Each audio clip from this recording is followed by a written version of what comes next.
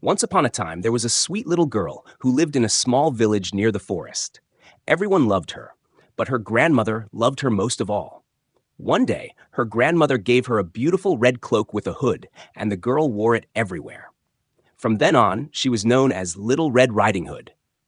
One morning, her mother said, "Little Red Riding Hood, your grandmother is feeling sick. Take her this basket of food to make her feel better. Remember, stay on the path and don't talk to strangers." Little Red Riding Hood promised to be careful and set off through the forest with her basket. The sun was shining and the birds were singing. As she walked along the path, she picked some flowers for her grandmother. While she was picking flowers, a wolf appeared from behind the trees. He looked at Little Red Riding Hood and thought, what a tasty meal she would make. But he decided to be clever instead of attacking her right away. "Good morning, little girl," said the wolf with a smile. "Where are you going on this fine day?" "I'm going to visit my grandmother," she replied.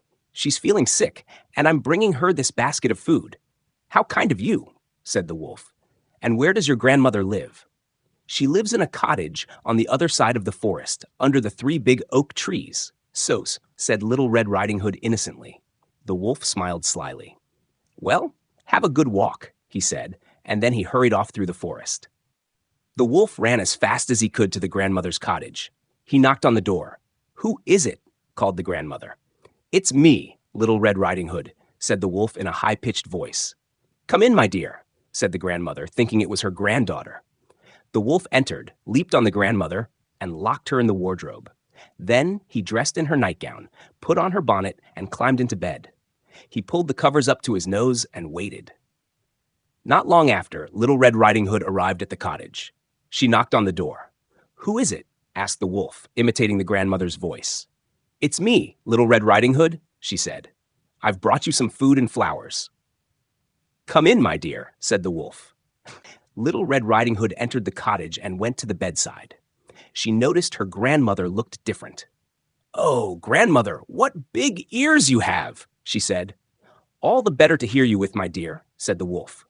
"And grandmother, what big eyes you have," she said. "All the better to see you with, my dear," said the wolf.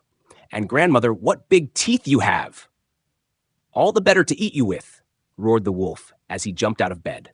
Little Red Riding Hood screamed. But just as the wolf was about to grab her, a woodcutter passing by heard her cries. He rushed into the cottage and saw the wolf. The woodcutter swung his axe and scared the wolf away. The wolf ran deep into the forest, never to bother anyone again.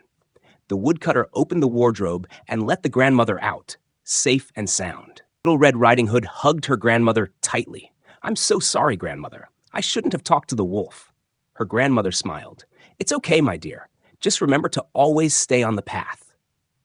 Little Red Riding Hood nodded and promised never to stray from the path again. From that day on, she was much more careful, and they all lived happily ever after.